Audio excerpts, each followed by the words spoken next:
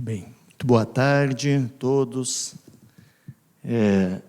Motivo de satisfação estar aqui coordenando essa mesa. Quero cumprimentar a doutora Ana Marquesan, que é procuradora responsável pelo Centro de Estudos do Ministério Público, que cuida do patrimônio cultural.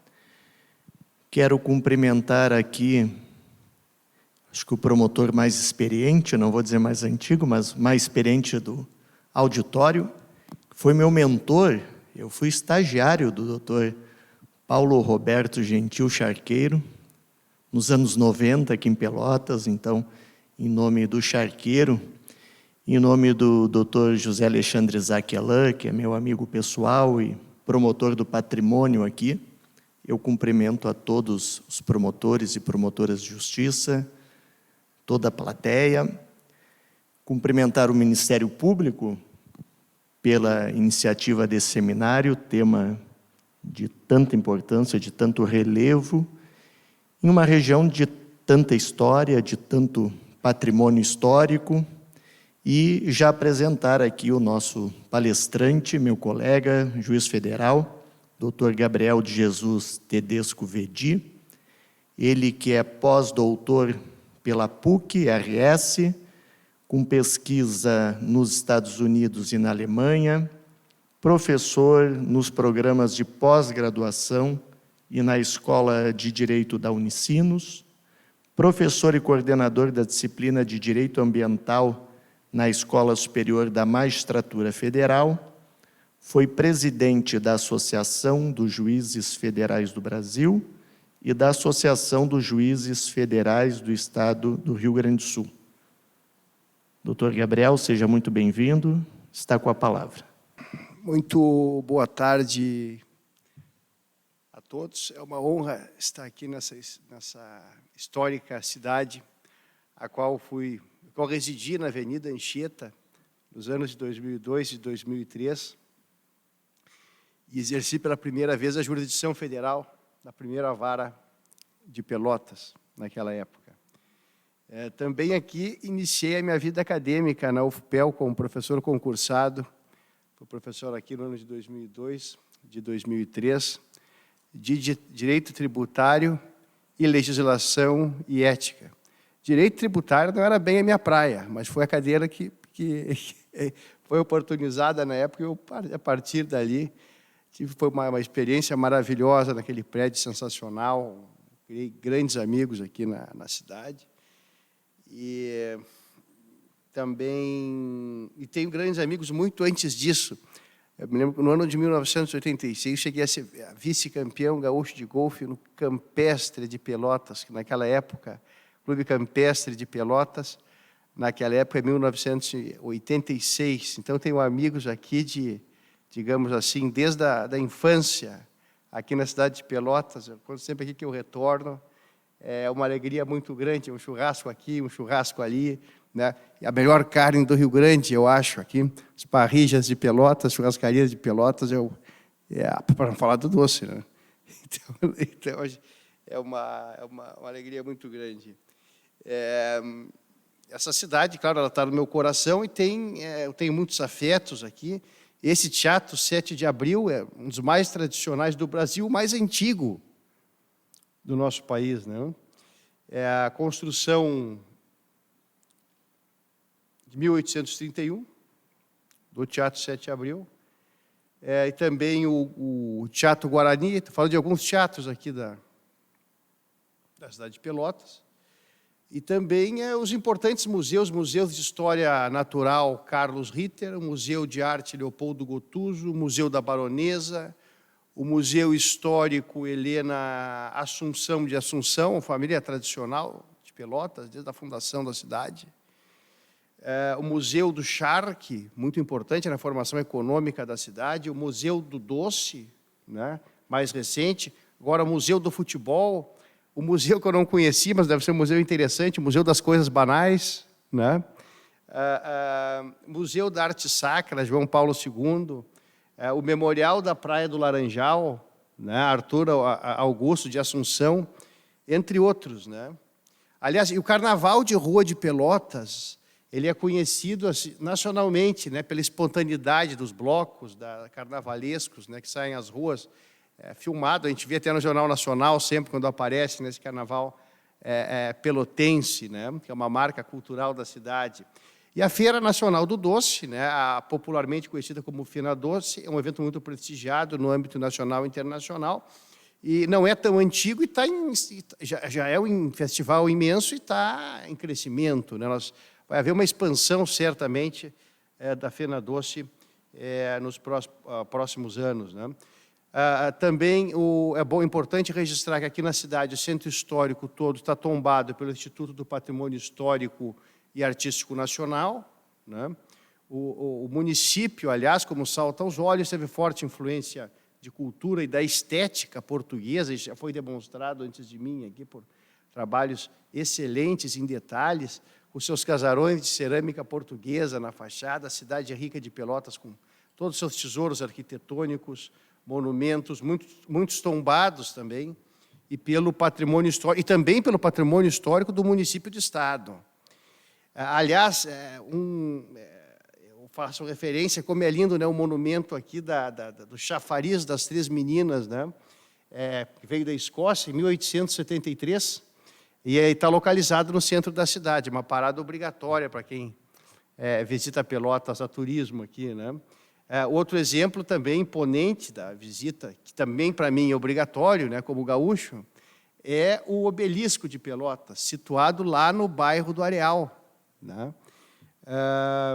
Mas o brioso Ministério Público Estadual do Rio Grande, eu não canso de repetir pelo país e até fora dele, exemplo altaneiro para as demais respeitáveis instituições de justiça no Brasil e na América Latina, mais uma vez é generoso comigo e me convida muito mais por sentimentos de amizade, de empatia que eu tenho, para dizer algumas poucas palavras sobre o direito climático aqui na pessoa da doutora Ana Marquesan. Estou agradecendo, né?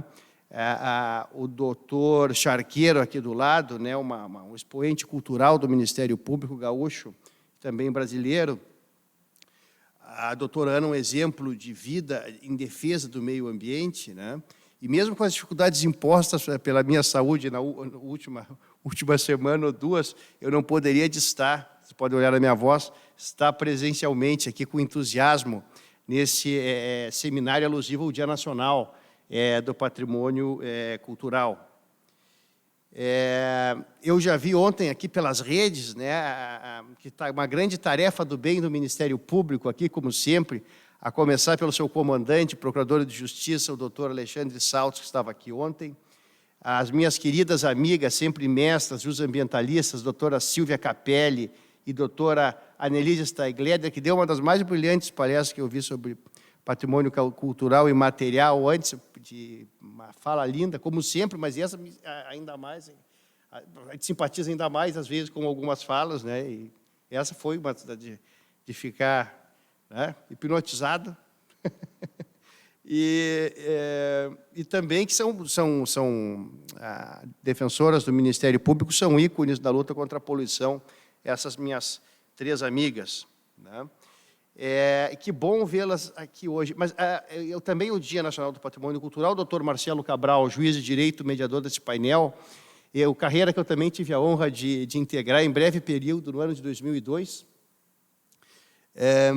Senhoras e senhores, eu agradeço a paciência de ouvirem algumas das minhas palavras aqui, fugindo bastante de minhas características nas minhas exposições. Eu vou ter, talvez, em função da minha última semana, não foi uma semana fácil, talvez não em conteúdo, mas em estilo, um estilo meio conferencial, hoje, né? Mas vamos... Estamos falando sobre patrimônio cultural e direito climático que está nascendo, né? Mas vamos ter que começar, como sempre, pelo princípio. Então, o arranjo regulatório atual, né, da tutela do patrimônio cultural pela comunidade internacional, ela decorre lá de trás, né, dos mal-sinados, dos conflitos armados passados, das duas sangrentas grandes guerras mundiais, ali que foi tudo que começou, né? Não faz tempo, né, grifa-se a Segunda Guerra Mundial, de triste memória, com proporções atômicas, Hiroshima e Nagasaki destruídas, né? A flor da explosão atômica não foi uma rosa, ela foi objeto da irracionalidade das ações humanas, né? E a devastação de várias cidades nos países envolvidos nas duas grandes guerras, com a perda de bens culturais únicos, insubstituíveis, que foram perdidos nas duas grandes guerras mundiais, isso foi determinante para a criação e a implantação das primeiras normas, medidas precautórias em nível mundial aptas para tutelar os bens representativos da identidade da comunidade global e para a fruição desse patrimônio cultural para as gerações futuras, então, numa perspectiva intergeracional, né? No entanto, assim, nas últimas décadas, os casos de destruição, por exemplo, dos Budas de Bamiyan, né, de patrimônios culturais da humanidade, situados no Afeganistão, na Líbia, na Síria, em Mali e no próprio Iraque, mostram que o aparato normativo produzido pela comunidade internacional no pós-Segunda Guerra Mundial, ele é insuficiente, ele foi suficiente, estava aqui a doutora Ana Marquesan, querendo elaborar uma nova lei de proteção de paisagens. É um efeito disso, né? Esse arcabouço ele é insuficiente e os riscos que o doutor Charqueiro colocou são evidentes. Quando a gente leva a debate uma matéria ambiental no Congresso Nacional, eu primeiro como sindicalista, eu lembro no Congresso Ambiental, na discussão sobre o novo Código Florestal, eu chegava lá no Congresso como presidente da JUF, não mexam nisso, porque o antigo Código Florestal protegia mais. Agora, 9 anos depois, como professor aqui da Unicinos, me chamaram de novo, e eu digo, a respeito do novo Código Florestal, não mexam no novo também, deixa assim que está bom, porque senão não destruir até o segundo código que eu lutei contra. Inicialmente. Exatamente o que o doutor Charqueiro falou, que ocorre, na realidade, na política ambiental brasileira, no debate vivo no Congresso Nacional. O que ele colocou, não tem que tirar, eu vivi isso lá dentro do Congresso, né, como ex-sindicalista, que caminhou naquele Congresso durante 10 anos quase, trabalhando em assuntos da justiça. Mas, por fim dessa parte da minha fala, né? Então, as práticas nefastas ao patrimônio cultural de séculos mais remotos, elas não foram empreendidas apenas por grupos terroristas, né? Mas os próprios estados cometeram atos terroristas contra a cultura mundial, né? O Donald Trump, por exemplo, ameaçou bombardear o patrimônio cultural do Irã, há 2 anos atrás, enquanto presidente dos Estados Unidos. Os Estados Unidos, aliás, protagonizaram entre 2013 a 2011 uma considerável devastação a acervo cultural da humanidade, com o dito ataque preventivo ao Iraque, sob o falso argumento que, como é sabido e consabido hoje, esse país está produzindo armas nucleares de destruição em massa, né? Uma acusação similar a uma denúncia de crime impossível, né? Mas esses episódios recentes indicaram que a comunidade internacional precisava continuar a trabalhar na construção de uma abordagem que, de algum modo, impedisse ou desestimulasse essa estratégia de ataque aos bens culturais nas situações de conflito, que é onde estava existindo no âmbito internacional os maiores danos.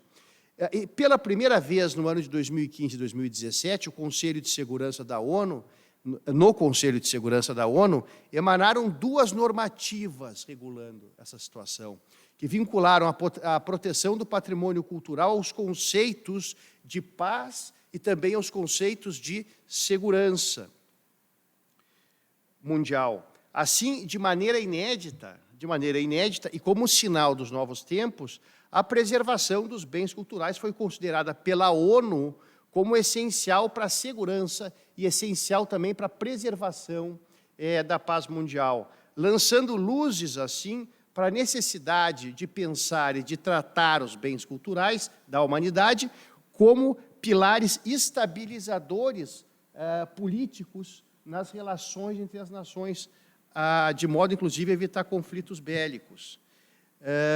A posição do Conselho de Segurança da ONU, eu gosto sempre de repetir isso, né? quando chamada a falar sobre o tema, é mais uma pedra assentada nesse mosaico protetivo dos bens culturais como bens preponderantes para a compreensão da trajetória da história e da própria sobrevivência da humanidade, né? Então, é importante anotar que em 1972, no ano de 72, a maioria aqui não era nascido, né? A Conferência Geral da Unesco adotou a Convenção relativa à proteção do patrimônio mundial, cultural e natural, né? E o documento ele é considerado um dos marcos regulatórios para a proteção dos bens culturais e naturais do planeta. E ele estabeleceu diretrizes, né? Para a definição dos patrimônios da humanidade a serem tutelados e protegidos, de modo que, no âmbito do direito internacional, não pode existir qualquer dúvida sobre a tutela desse, em especial considerando-se os consagrados princípios, tanto no âmbito do direito interno como no âmbito do direito internacional, dos princípios da precaução e dos princípios da prevenção, como efetivos instrumentos de tutela jurídica.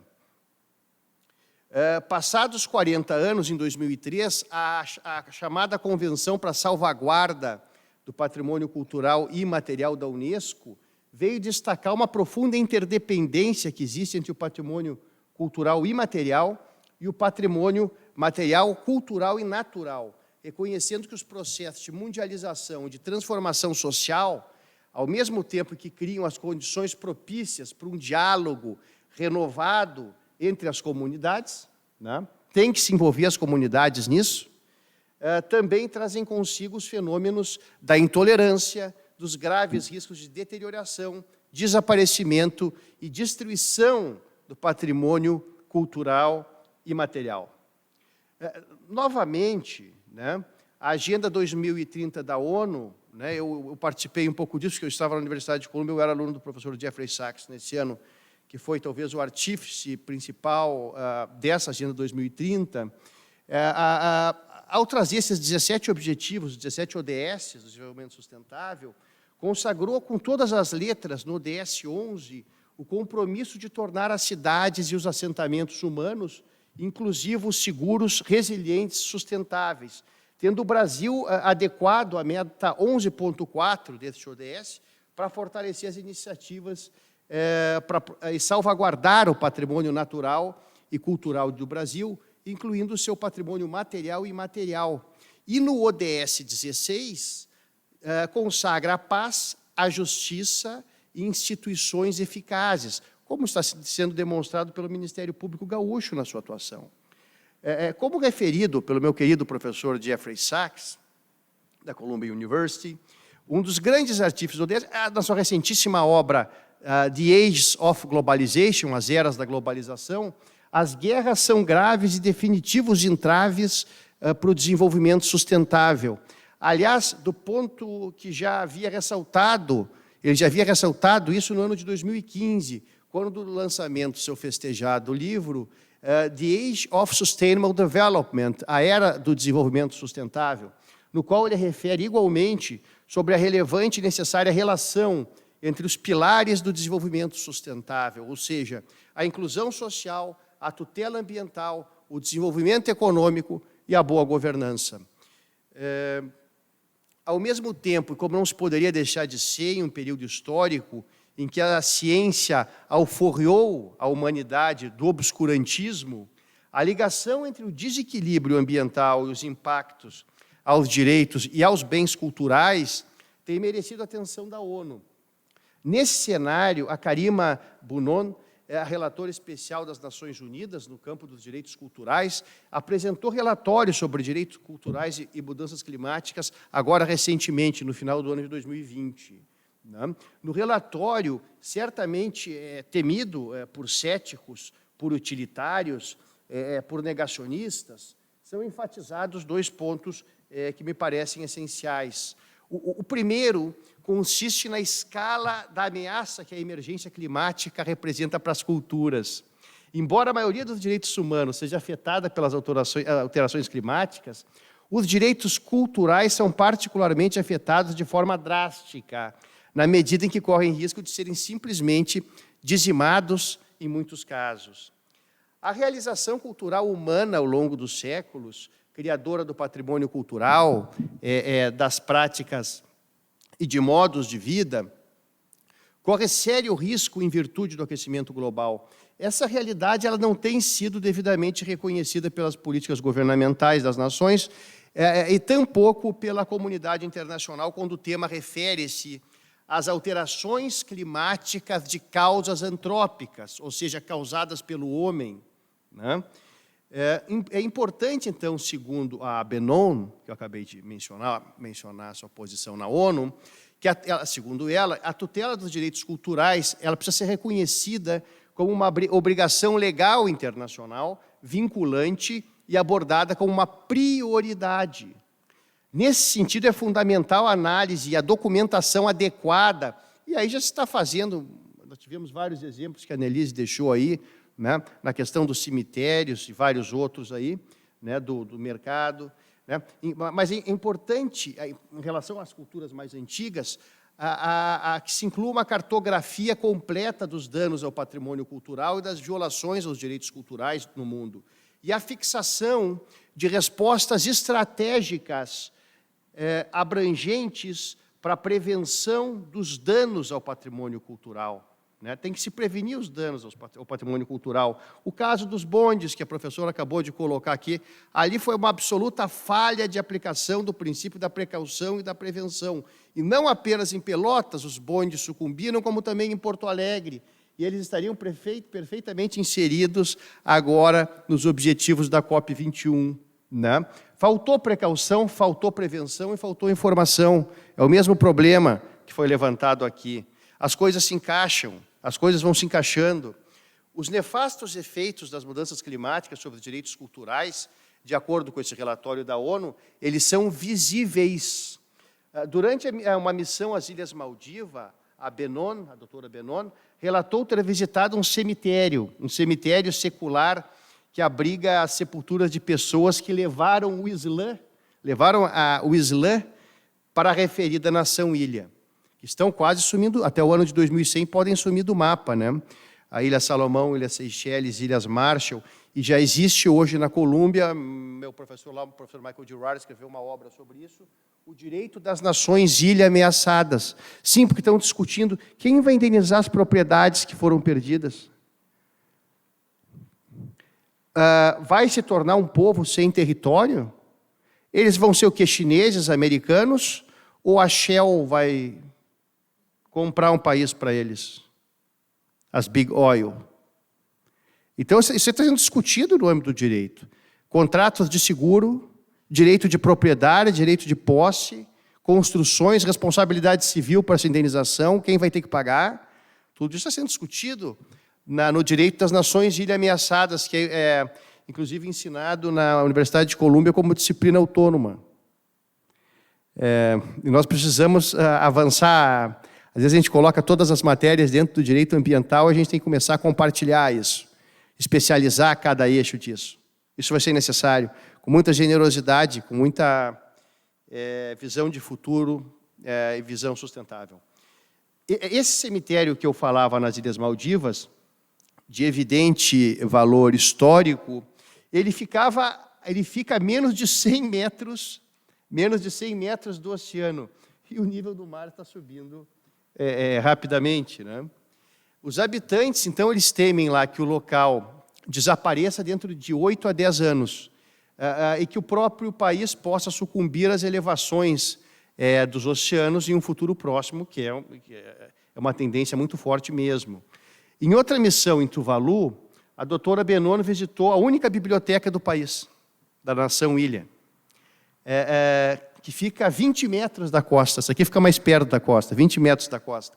O referido prédio, referência cultural local, né, ele está ameaçado pela aparente elevação do nível do mar, e a referida biblioteca ela contém documentos históricos, como a carta que reconheceu oficialmente a independência do próprio país, né, e também registros meteorológicos e de marés, que são instrumentos de grande relevância para a investigação histórica do próprio aquecimento global.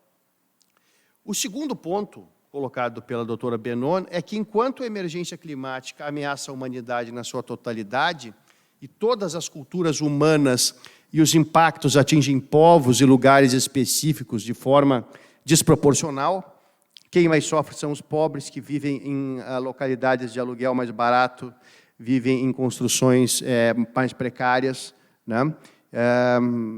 Isso está bem mapeado, né? Os afrodescendentes que vivem por causa da diferença de renda também sofrem mais com isso, colocando em maior perigo as culturas, evidentemente, das populações que vivem em ambientes vulneráveis ao aquecimento global, tais como os pequenos estados insulares em desenvolvimento, né? O Sahel, o Ártico, bem como as pessoas com necessidades especiais e os jovens, né? Escapar de uma enchente, de um furacão, de um ciclone, para um idoso, para uma pessoa com deficiência, pessoa com limitações físicas, né?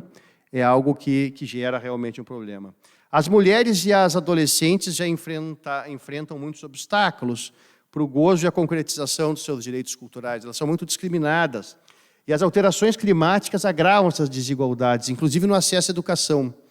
A destruição do patrimônio cultural induzida pelas alterações climáticas, elas têm efeitos particularmente significativos, também nos povos indígenas, para os quais as ligações com a terra, com a mãe terra, né, com a Pachamama, e aos ecossistemas, desempenham um papel importante, para não dizer vital, na sobrevivência dessas culturas. O relatório também ele aponta para o engajamento global em torno de uma justiça climática, o que se chama de justiça climática, uma vez que os mais afetados pelo aquecimento global sequer contribuíram para esse, né? Europa, Estados Unidos, China, recentemente, são os maiores que mais contribuíram, né? Europa, os Estados Unidos.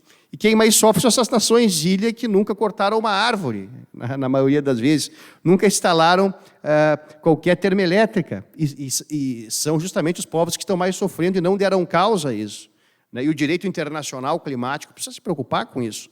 Aqueles que não deram causa estão sujeitos a perder o país e vai se tornar um povo sem território, inclusive violando as noções mais básicas dos elementos que compõem juridicamente a estrutura do Estado. Uma delas é o próprio território. Será um povo sem território. Vão viver aonde? No metaverso? Né? As nações pobres, né? Elas têm poucos recursos para proteger essas culturas. As últimas COPs têm indicado essa diferença de tecnologia e de recursos, né?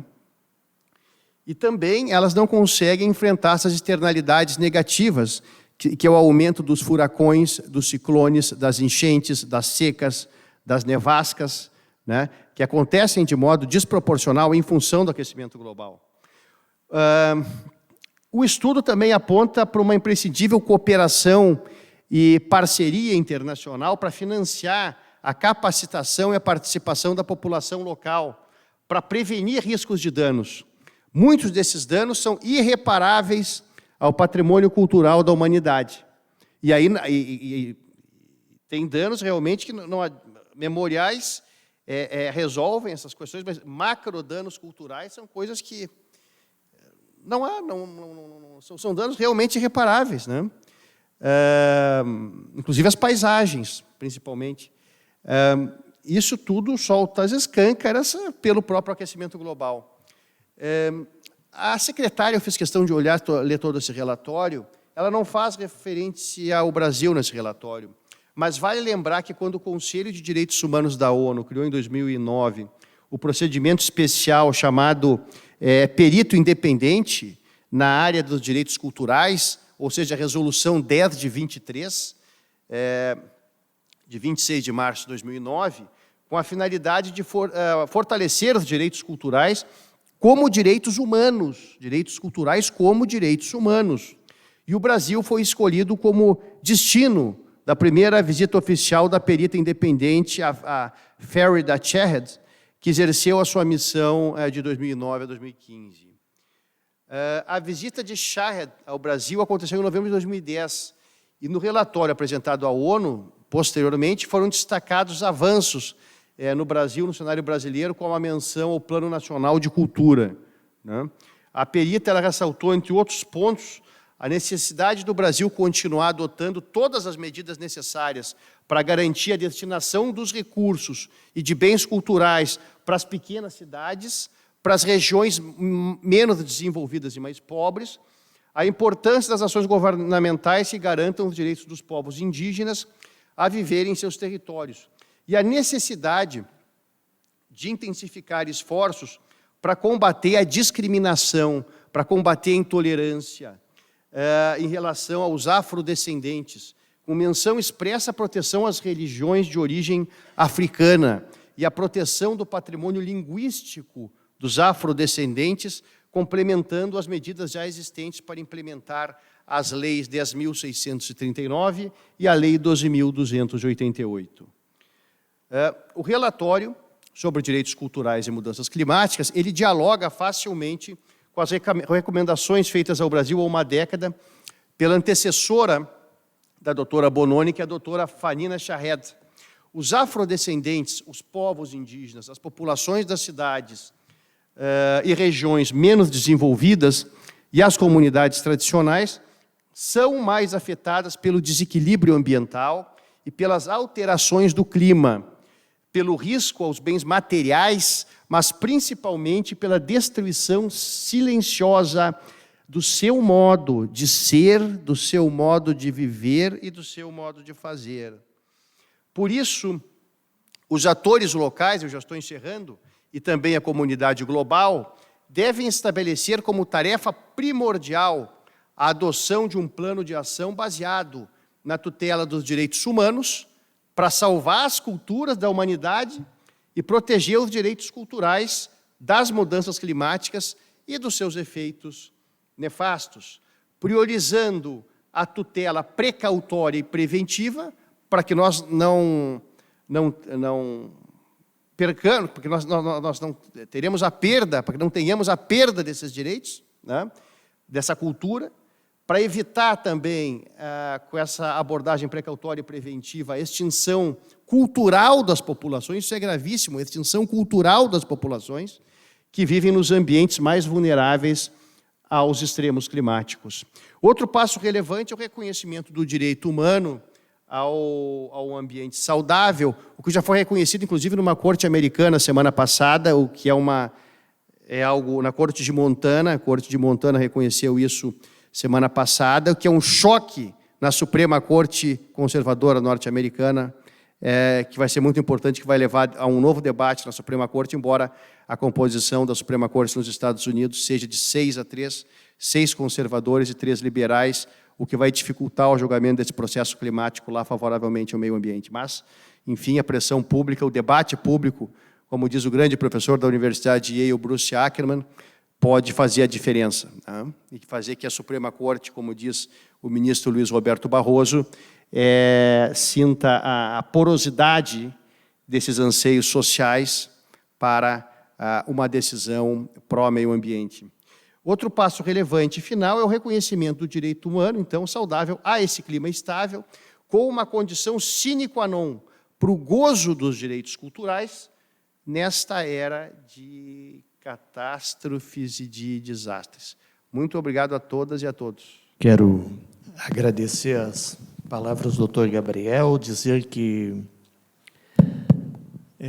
fiquei surpreso positivamente com a sua vinculação aqui com Pelotas, feliz em saber que trabalhou aqui, que integrou também a magistratura estadual, e lembrar, acrescer ao rol de patrimônios culturais preservados aqui em Pelotas, o Instituto João Simões Lopes Neto e a obra de João Simões Lopes Neto, que foi preservada por uma ação do Ministério Público do Rio Grande do Sul, e aqui homenageio o Dr. Charqueiro, era o promotor à época, e se evitou a depredação desse patrimônio da obra de João Simões Lopes Neto, com o tombamento da casa onde ele residiu, com a criação de um instituto, e dizer que muito me chamou a atenção na sua fala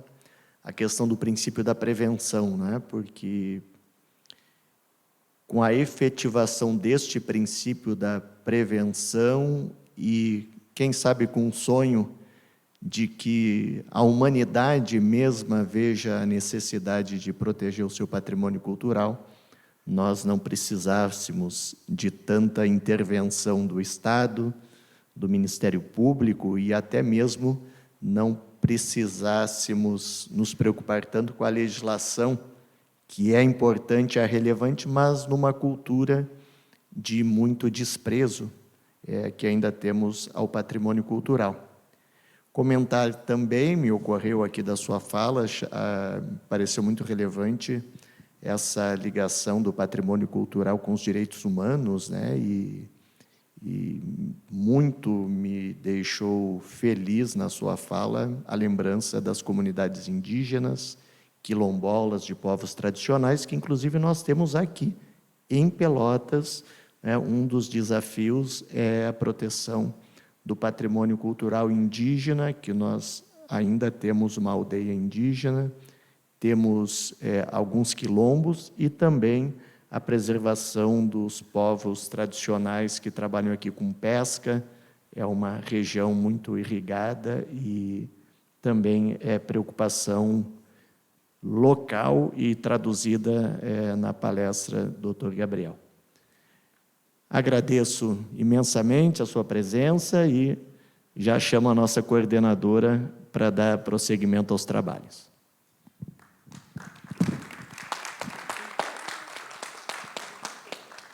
Tem um mimo aqui também da organização do evento. Vou lhe passar um agradecimento aí pela participação. Muito obrigado.